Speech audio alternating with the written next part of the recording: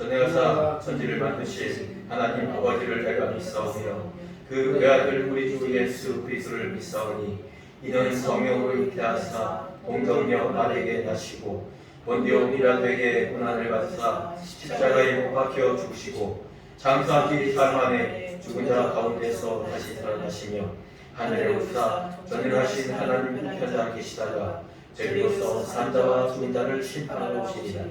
성령을 믿사오며 거룩한 공회와 성부가 소유한 것과 죄를 사하여 주신 것과 무인을 사는 것과 영원히 사는 것을 믿사옵나이다.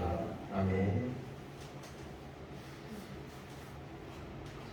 오늘 말씀은 마가복음 4장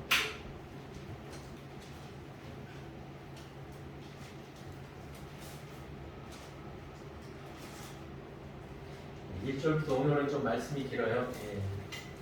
1절부터 20절까지 한 절씩 교독하겠습니다. 예수께서 다시 바닷가에서 가르치시니 그 무리가 모여들거늘 예수께서 바다에 떠있는 배에 올라앉으시고 온 무리는 바닷가 육지에 있더라.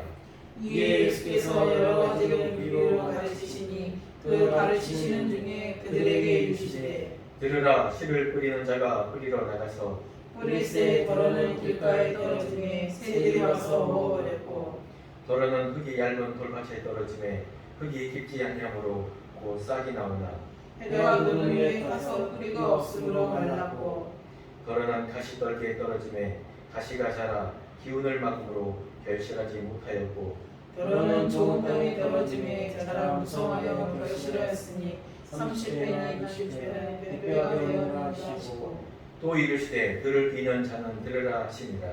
예수께서 홀로 계실 때에 함께한 사람들이 12제자와 더불어 그 비유들에 대하여 물으니 이르시되 하나님 나라의 비밀을 너희에게는 주었으나 외인에게는 모든 것을 비유로 하나니 이는 그들로 보기는 보아도 알지 못하며 듣기는 들어도 깨닫지 못하게 하여 우리터 죄사함을 얻지 못하게 하려 함이라 하시고 또 이르시되 너희가 이 비유를 알지 못할진대 어떻게 모든 비유를 알겠느냐.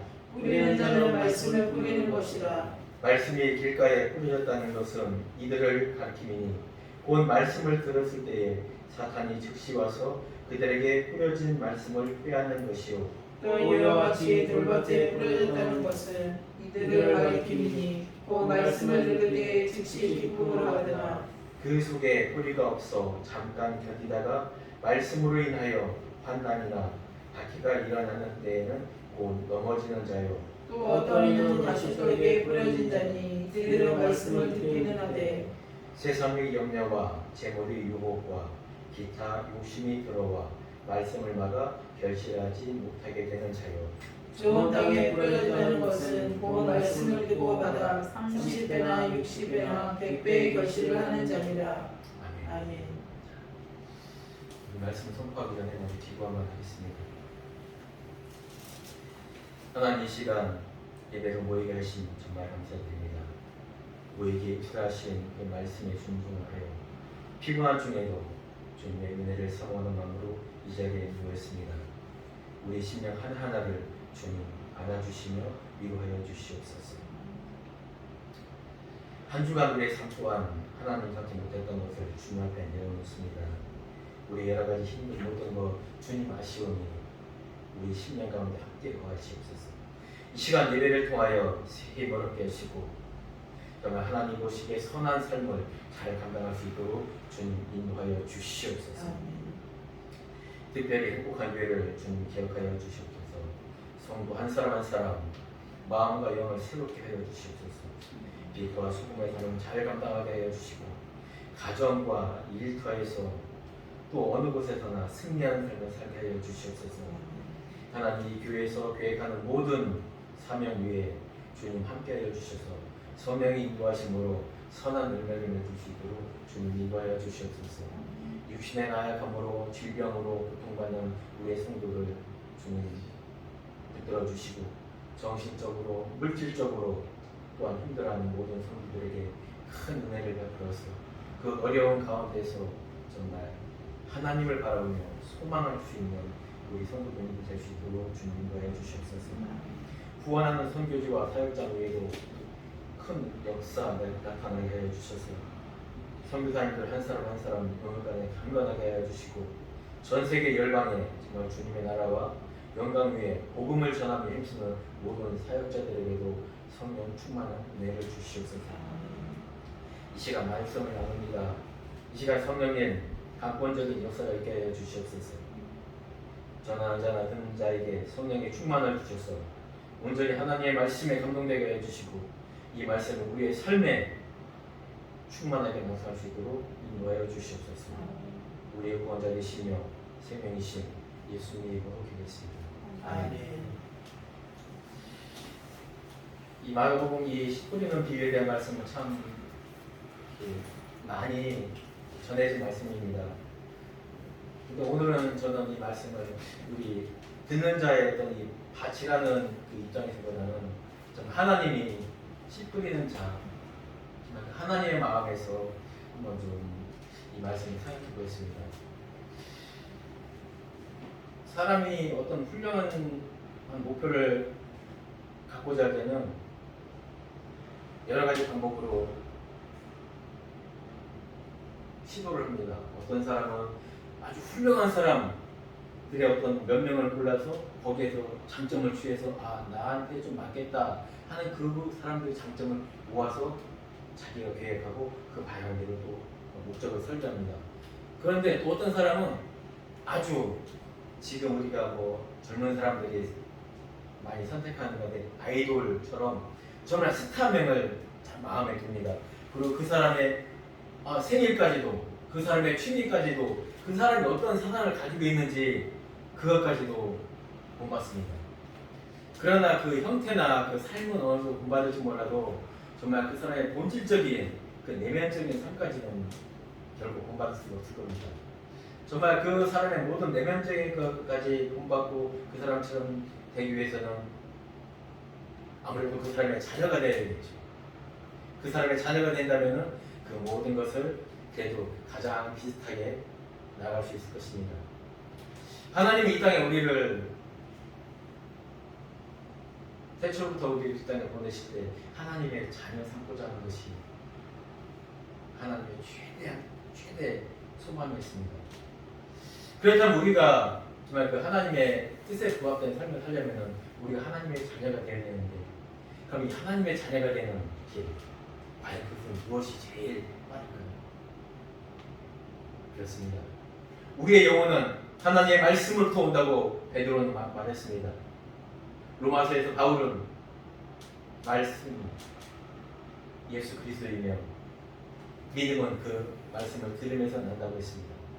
우리가 하나님의 자녀로서 하나님의 삶 그리고 하나님의 모습을 하나님의 형상을 모양을 닮아가기 위해서는 가장 첫 번째로 해야 될 것, 가장 중요한 것은 우리가 하나님의 말씀을 잘 듣고 깨닫는 것이라고 합니다. 이 시간 본문 말씀은 그 바닷가에서 정말 예수님은 요 시기에만큼 의도적으로 호숫가를 택합니다. 그 갈릴리 그 시원한 여러분 잠기시라고 그 시원한 그 갈릴리 바닷가에 위에서 그 언덕 위에 사람들이 수많은 사람들이 모여듭니다. 거기는 대부분이 예수님의 처음에 사역 그 병 고침의 그 사역을 그 기적을 나타날 때 많은 사람들이 찾아옵니다. 그러면서 본인이 하는 일을 이제 70인의 제자들을 세워서 전도 사명을 보내줍니다. 그러면서 너희들이 전도 사역을 하는 거에 가장 큰 목적은 뭐냐면은 하나님의 자녀들을 만드는 거야. 그러면서 예수님의 어머니와 자녀들이 예수님이 제자들하고 이야기할 때 찾아옵니다. 왜 찾아왔냐? 그 유대 지도자들이 그런 말을 하는 거예요. 저 예수 미쳤다. 예수의 친척들이 와서 마리아, 야 시몬, 당신의 아들이 니네 형이 미친 것 같아. 가서 좀 어떻게 좀 해봐. 그 말을 듣고 마리아와 그 형제들 또 친척들까지 다 그 갈릴리 그 회당에 와서 예수를 찾는 거예요. 그러면서 그 밖에 있는 사람한테 예수를 좀 불러내라. 예수의 어머니가 왔다. 그럴 때 예수는 말합니다. 누구를 보고 이렇게 같이 있는 이곳에서 밖에 있는 저들이 내 아버지와 형제가 아니라 여기 있는 우리가 자매요, 형제요, 어머니. 이 얘기는 그 마리아나 그 형제들이 아예 자기와 상관없다는 것이 아닙니다. 이 마리아는 예수님의 십자가상에서 돌아가실 때까지 그 자리에 있던 사람이고, 막내 동생이 시므온은 예루살렘의 두 번째 감독으로서 그 2대 황제 티그나티우스의 그 황제의 숭배를 반대함으로 해서 처형을 당합니다. 이 이야기는 뭐냐면 하나님의 말씀으로 하나 된 우리가 정말 하나님의 백성이라는 것을 알려주신 겁니다. 하나님의 비밀은 여기서 말하기는 말씀을 온전히 받아들이는 자라고 말합니다. 먼저 이 본문을 한번 살펴보겠습니다. 이 본문 말씀 예수님이 따르는 그 무리들의 속마음을 이 비유로 말씀하시는데요. 이 비유라는 것은 사실 뭐냐면 일종의 비교법인데, 어떤 이 영적인 것, 정말 사람이 실제로 볼 수 없는 그것을 일반적인 사람이 느낄 수 있는 일반적인 사회 실상에서 볼 수 있는 그것으로 나타내는 것, 그래서 쉽게 알아듣게 할 수 있는 것이 바로 이 비유였던 것입니다. 이에서 뿌리는 자는 말씀을 전하는 것이며 뿌리러 나가셨다고 하는 것은 주님의 이 하나님의 아들 자녀로 삼기 원하는 그 목적을 가지시고 일하시는 것입니다. 여기서 보면은 크게 세 달라로 한번 나눌 수 있습니다. 3절로부터 8절까지가 주님이 말하는 비유입니다. 그리고 10절로 13절까지는 예수님이 제자들과 함께한 그들에게만 이 하나님의 비밀이 뭔지를 실질적으로 이야기해 주는 것입니다. 그리고 그 이후에 14절부터 20절은 이제까지 비유로 3절부터 말씀하신 것을 예수님이 직접 해석을 해주시는 거예요.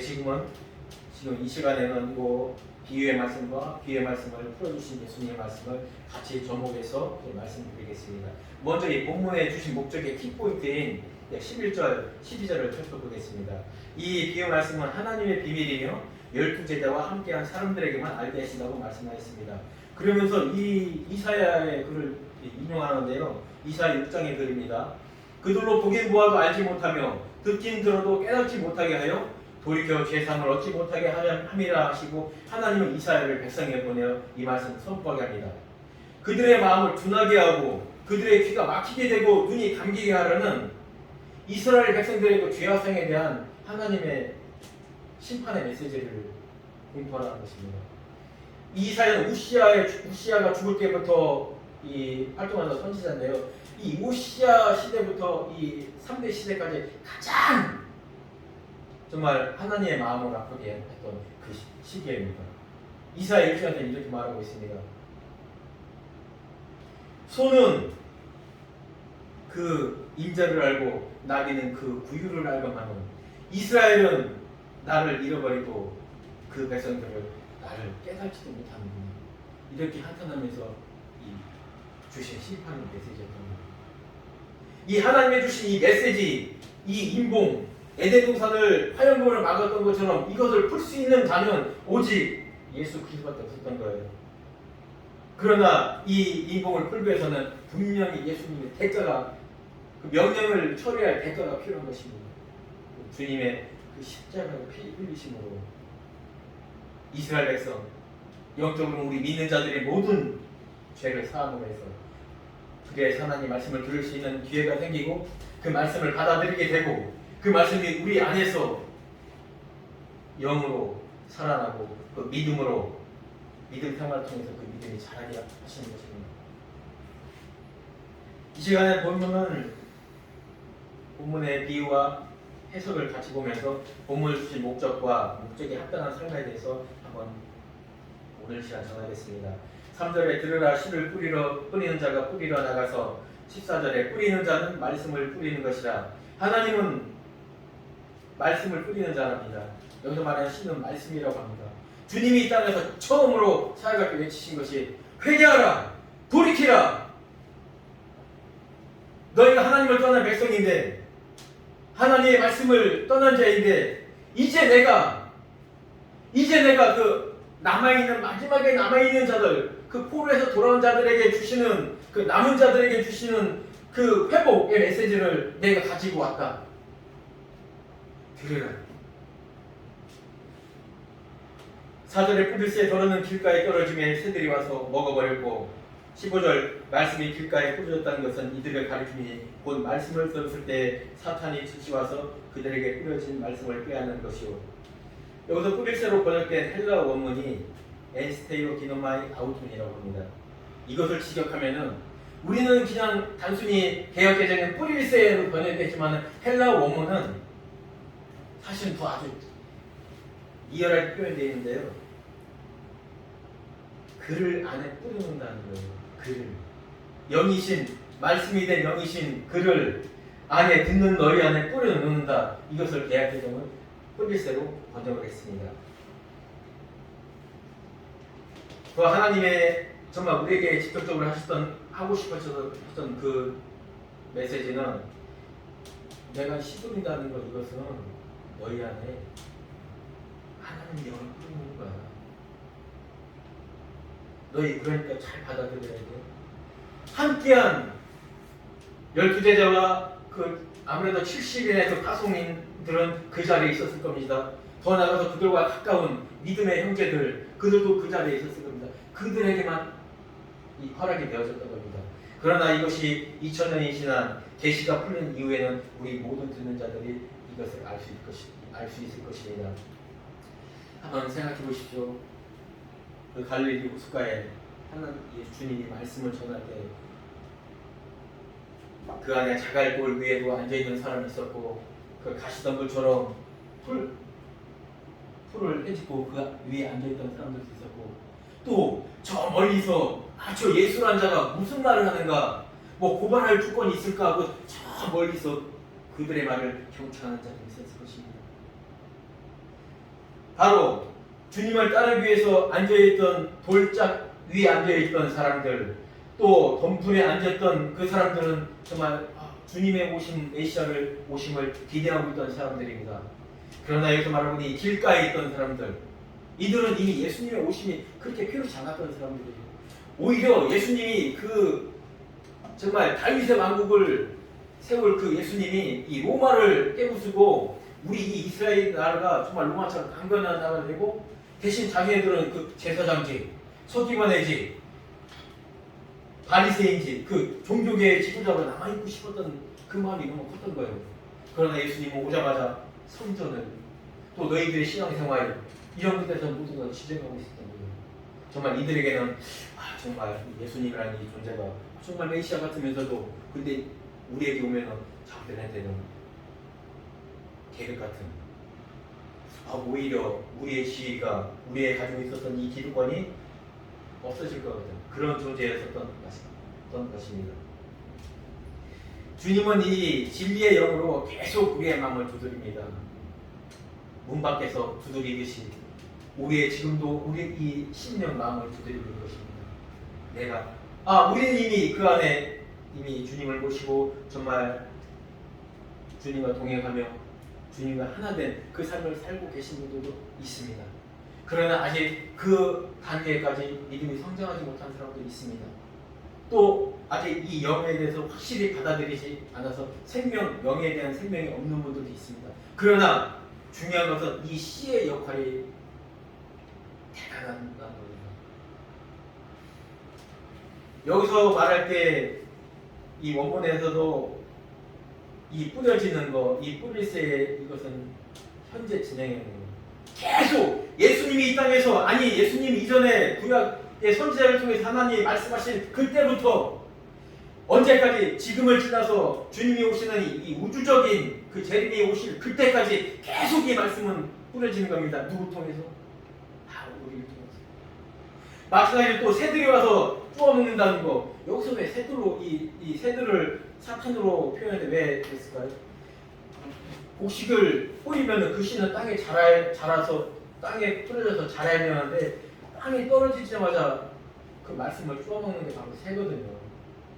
농사 짓는 자들에게 이 씨는 곧 원수인 거예요. 그렇기 때문에 새들이 와서 쪼아먹는다고 했는데 이 새들이 오는 이것도 계속이에요. 계속. 듣는 사람이 있으면 그 듣는 사람에게 계속 이걸 빼는다는 말 계속. 우리의 삶이 육신의 자막을 벗을 때까지 이 역사는 계속 일어나는 것입니다. 우리는 이것을 기억했으면 좋겠습니다. 이들은 유대 종교에 대해서 아주 철저했습니다. 그들은 율법에 대해서 아주 대가였습니다. 그들은 그것을 사람들에게 가르침으로 해서 이 제사를 집행함으로 해서 그들은 거기서 막대한 또한 수익을 얻었던 존재들입니다. 그러나 이들은 자기 자신들은 혈통적으로 아브라함의 자녀라고 자부하는 자이며 자기들은 모세가 준 그 10계명 그 계명에 쪼개서 630여 개 되는 그 계명을 지키고 사는 자라고 자부하는 자들입니다. 우리는 죄상을 받을 필요가 그렇게 없는데 내가 너희의 죄를 사하러 왔다. 회개하라. 이렇게 선포하신 주님이 저들에게는 필요가 없었던 겁니다. 이들은 오히려 주님을 배척하였으며 오히려 이들은 주님을 잡아 죽이는데 제일 앞장을 섰던 것입니다. 5절 6절에 더러는 흙이 얇은 돌밭에 떨어짐에 흙이 깊지 아니하므로 고 싹이 나오나 해가 도전 뒤에 타서 뿌리가 없으므로 말랐고 16절 17절에 이렇게 해석해 주십니다. 돌밭에 뿌려졌다는 것은 이들을 가리킴이니 곧 말씀을 들을 때에 즉시 기쁨으로 받으나 그 속에 뿌리가 없어 잠깐 견디다가 말씀으로 인하여 환난이나 박해가 일어날 때에 곧 넘어지는 자유라고 설명하십니다. 이들은 예수님의 그 선포된 말씀을 들을 때 그 말씀의 진리보다 그 말씀의 정말 깊은 깨달음보다 이들은 이제까지 기적을 봤던 것입니다. 안진뱅이를, 벙어리를, 중풍병자를 손에 얹음으로 기도함으로 낳는 그 모습을 보면서 이 사람이 우리의 왕이 되면은 딸이다. 로마의 압제로부터 풀려날 수 있고 우리 딸이다. 진짜다. 야 제대로다. 그 말씀을 들으면서 온통 그 마음에는 이 생각뿐입니다. 야, 저 사람이 언제 우리의 왕이 될까?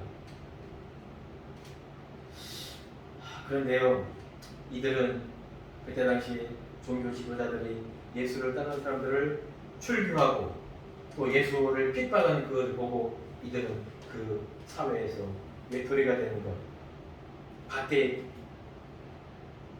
존재가 되는 것이 두려웠던 것입니다. 결국 그들은 예수님의 말씀의 진리를 깨닫지 못하고 떠났던 자들입니다. 식물에게 있어 정말 이 햇볕은 정말 너무나 꼭 필요한 것입니다. 그러나 뿌리가 없을 때는 그 식물은 그 햇볕을 견디지 못하고 다 말라 죽는단 말이에요.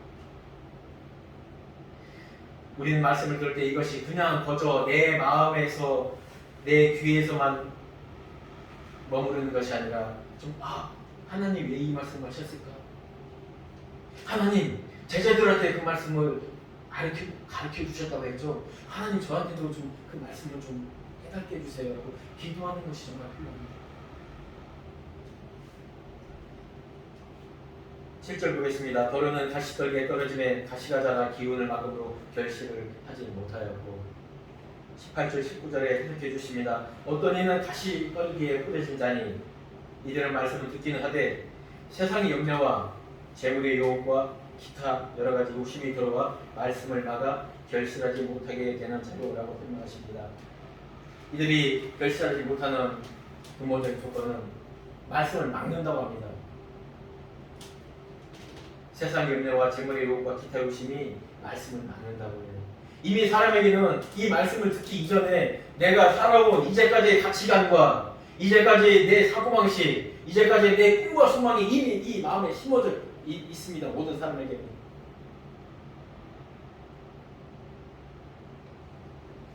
이 모든 것을 해치고 뿌리를 박아야 됩니다. 그래야지만 우리가 결실의 단계로 갈 수 있다고 합니다. 가시떨기 즉 세상의 염려, 재물의 유혹, 기타 욕심이라는 씨가 이미 죄를 가지고 있는 우리, 죄성을 가지고 있는 우리에게는 이미 그것들이 같이 함께 자라나고 있으면, 아니 이미 먼저 자라고 있을 수가 있습니다. 우리가 말씀이 접하기 이전에 이미 그 모든 것들은 우리 마음속에 있는 것이기 때문입니다.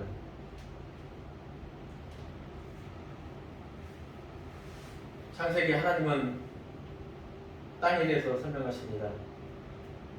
땅이 혼돈하고 공허하며 흑암이 깊음 위에 있고 하나님의 수면이 운행하십니다.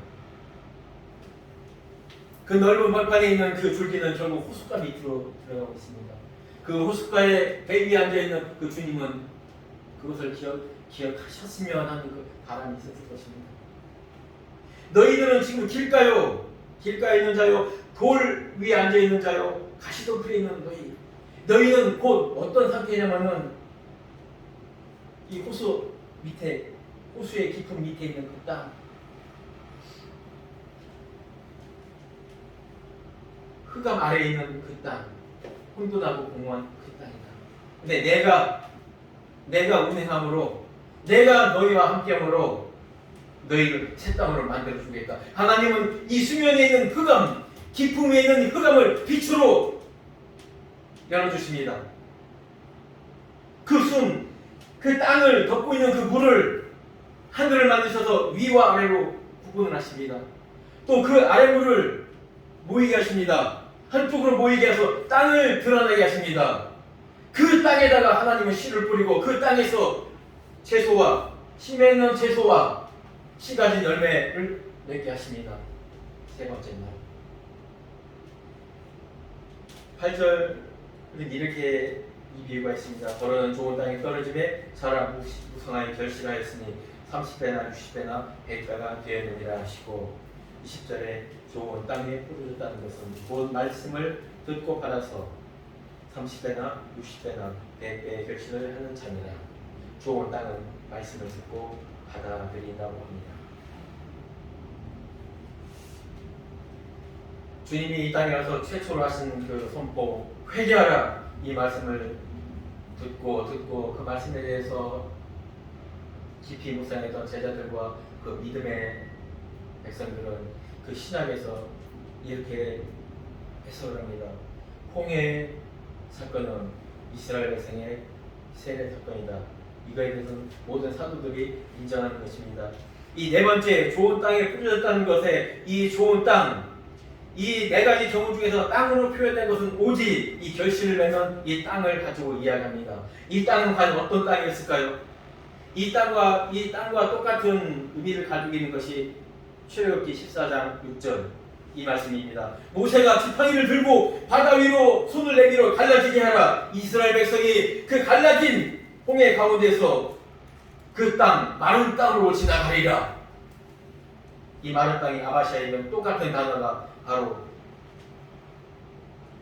셋째 날 물과 땅을 구별한 그 무, 이 두 가지만 아바시아라는 단어를 쓰고 있습니다. 이 단어는 시들어버려 죽다, 말라 죽다의 뜻을 가지고 있습니다. 결국 누가 이 좋은 땅이 될 수 있는가는, 누가 하나님의 말씀을 받아들일 수 있는 자인가 하면은, 너희가 나는 죽었다, 나는 예수와 함께 그리스도의 십자가에 나는 죽었다가 살아난 자다, 주님이 나를, 내 죄를 사해 주셨다, 이거에 대해서 고백하고 회개하는 그 자에게 하나님의 말씀을 심겨주며 그 안에서 결실을 한다는 것입니다. 어떤 것은 그 달란트와 그 주신 모양대로, 어떤 것은 채소로, 어떤 것은 씨 가진 채소로, 어떤 것은 씨 가진 열매로 그 각자의 달란트에 따라서 열매를 맺을 수 있는 것입니다.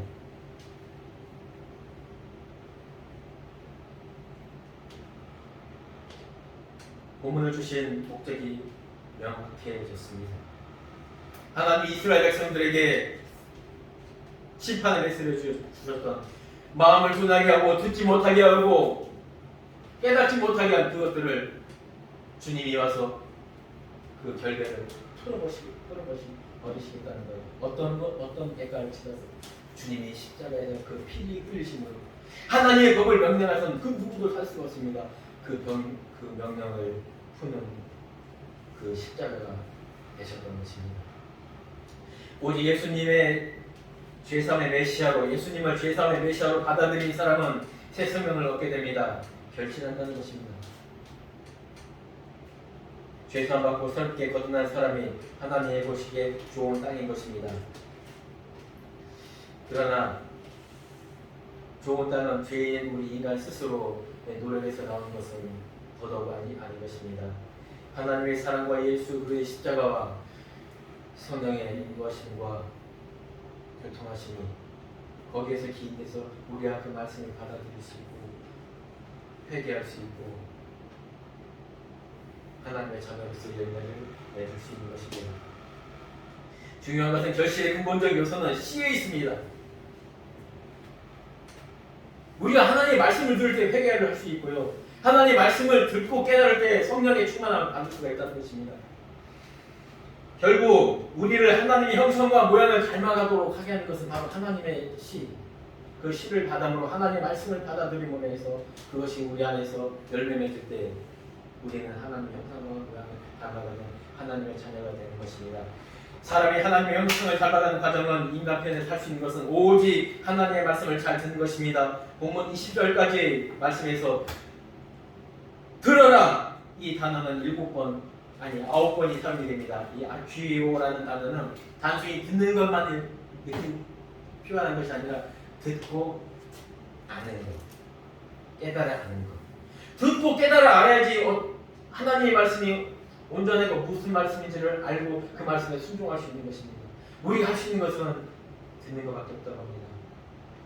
서두에 말씀했듯이 베드로전서 1장에서는 베드로는 말합니다. 하나님의 말씀으로부터 영은 산다.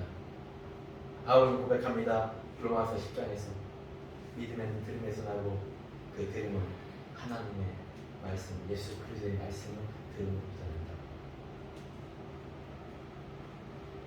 자, 이제 우리의 삶 속을 한번 적용해 봅시다. 우리는 정말 하나님의 자녀입니다.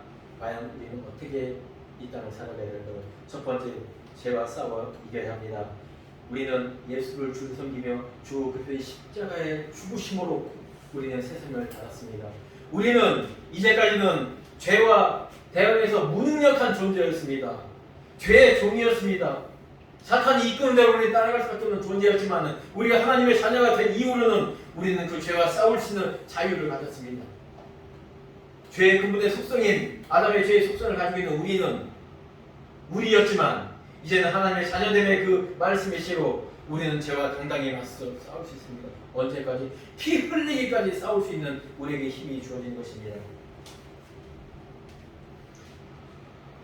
우리는 아담부터 전가된 이 죄의 법은 우리의 육신을 가지고 있는 동안 죄의 본능은 계속적으로 우리를 침범합니다. 우리를 유혹하고 우리를 넘어뜨리려 합니다. 그렇기 때문에 우리 육신을 가지고 살아가는 동안에 말씀과 더불어 성령의 충만함으로 우리는 더불어 사망의 법과 끊임없이 살아야 합니다. 왜냐? 성도들의 죄된 삶은 자신들의 사회적 지위와 자신들의 인격적인 문제를 떠나서 하나님의 영광을 가리는 불순종한 일이기 때문입니다. 하나님 또 우리가 열매 맺도록 계속 죄와 싸워서 이기도록 깨끗하게 하십니다. 성도는 죽을 때까지 죄와 싸워야 됩니다. 고대 하물하기 이것전에 이런 살인죄에 대한 처벌법이 있다고 합니다. 살인자와 살해당한 자를 함께 묶어놓습니다. 그 살과 피가 말라서 그 진동하는 냄새를 살인자라는 판정을 갖고 그것을 느껴야 됩니다. 또한 그것을 보는 많은 군중들은 이 죄가 얼마나 무서운 것인가를 뼈저리게 느낄 것입니다. 또한 그것을 목적으로 그런 판별법이 생겼다고 합니다. 그 죄에 대한 것을 오감으로 느끼며 실감하게 합니다. 죄의 무서움을 인지시키는 법의 집행이었습니다. 이처럼 우리는 죄의 속성을 가지고 있는 우리는 이 육신의 장막을 벗는 그 순간까지 우리는 죄와 맞대고 살을 맞대고 사는 존재입니다. 그렇기 때문에 우리는 더욱더 말씀과 정말 기도를 통해서 우리는 성령의 말씀의 전신갑주를 입어야 되는 것입니다. 또한 열매는 씨를 가지고 있습니다. 하나님이 그리스도를 이 땅에 보내신 것처럼 그리스도 또한 우리를 세상에 보냅니다. 가라 세상으로. 더 돌밭에 앉아있는 다시 여전히 지금도 돌밭에 앉아서 정말 예수를 핍박하고 하나님 믿는 사람들 핍박한 저들에게로 가라. 저들이 비록 주님의 말씀을 듣고 너희를 대처하고 환난과 핍박이 있다 할지라도 너희는 가라. 너희는 계속 말씀의 씨를 뿌리고 그 씨가 그 안에 자랄 때까지 계속해서 언제까지 네 육신의 향망을 벗을 때까지 우리는 계속해야 합니다. 끝으로 주님과 성도는 나무의 가지가 붙어있는 것처럼 우리는 하나 되는 존재여야 됩니다. 하나로 연합하여야 됩니다. 때로 주님 때문에 환난과 핍박이 올 수 있습니다. 그러나 이것은 잠시 이 땅에서의 불편함입니다. 우리가 하나님께로 더 가까이 갈 때 불편함이 아니라 하나님의 임재를 경험할 것입니다. 나무와 가지의 관계에서 이 가지는 무엇으로 표현되냐면요, 창세기에 그 말이 있습니다. 아담이 혼자 독처하는 것이, 혼자 지내는 것이 하나님 보기 좋지 않았다고 했습니다. 여기서 독처하다는 것은 이 혼자 따로 사는 거 이걸 말하는 것이 아닙니다. 이 말은 독처라는 단어, 마주하고 똑같은 단어가 신명기 8장 3절에 너희가 떡으로만 살 것이 아니요 하나님의 말씀으로 살 것이니라. 너희는 하나님의 말씀으로 살야 돼. 너희의 영은. 그러나 너희의 육신은 당연히 떡을 먹어야겠지. 그러나 정말 중요한 건 떡과 이 하나님의 말씀이 하나로 결부되어 있어야 돼. 이것이 독처하는 삶이 아니라 같이 사는 삶입니다. 독처하는 삶은 우리 인간이 이 떡만 가지고 살아갈 때 결국 너희는 이 인생 120년의 삶을 마치고 죽는 그것을 하나님은 기뻐하시지 않는다는 거예요. 창조된 너희 모든 피조물들이 떡과 육신의 떡과 영의 하나님의 말씀을 먹고 영의 생명을 얻어 영원한 그곳에서 함께 거하시길 원하는 것이 하나님의 사람을 창조하신 근본 목적입니다. 그래서 독처하는 것이 나쁘다는 거예요. 떡으로만 살면 안 된다는 거예요.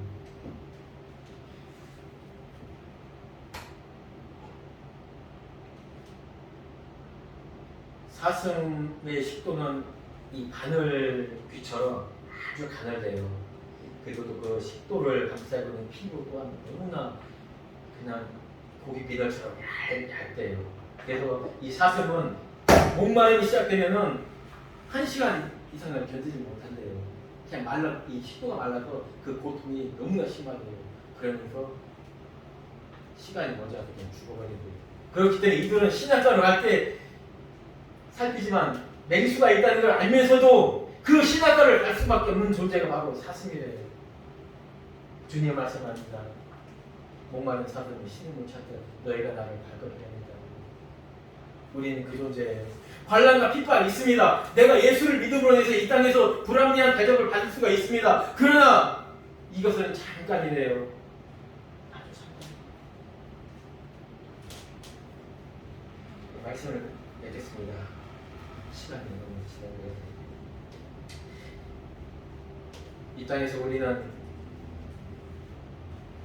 하나님의 형상을 담기 위해서는 하나님의 말씀을 듣는 것, 깨닫고 순종하는 것이 목적이에요. 그것이 방법이라고 합니다. 그렇다고 이 방법을 알고 있는, 이 하나님의 나라에 가는 이 비밀을 알고 있는 이 비밀, 예수 그리스도를 믿음으로 말미암아 내 안에 말씀이 자라나고 이 말씀이 열매를 맺는 그 삶을 살아가는 것, 이것이 하나님 우리에게 된 목적입니다. 그렇다면 우리의 삶은 이 땅에서 하나님 제일 우선으로 살아야 됩니다. 말씀이 내 가치관과 내 세상보다 판단에 먼저 앞서야 되는 것이 바로 하나님의 말씀입니다. 또한 내 생각보다 앞서야 되는 것이 바로 하나님의 마음입니다. 내가 묻고 기도할 때, 내가 말씀으로 묵상하고 정말 예배를 통하여 내 믿음이 성장할 때 나는 하나님 오시기에 아름다운 땅에서 자라는 포도나무 열매가 되는 것입니다. 기도하겠습니다. 주님 감사합니다. 주님 우리를 정말 사랑하여 주셔서 우리 심령 안에 주님의 말씀을 보여주시고 그 말씀이 나 우리의 영생을 얻게 해주시고 또한 우리와 영원히 함께 하시기를 원하시는 하나님, 이 모든 것이 우리에게 주신 은혜입니다. 이 깊은 은혜를 우리가 심령 속에 마음 속에 간직하고 살면서 우리 또한 세상에 나가 말씀을 전하며 정말 세상의 죄와 도구를 싸우며 정말 하나님과 온전히 연합된 삶을 살아갈 수 있도록 주님 인도하여 주시옵소서. 사랑하신 예수님의 이름으로 기도했습니다. 아멘. 축복하겠습니다.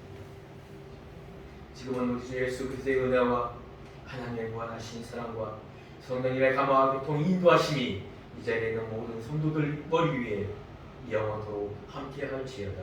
아멘.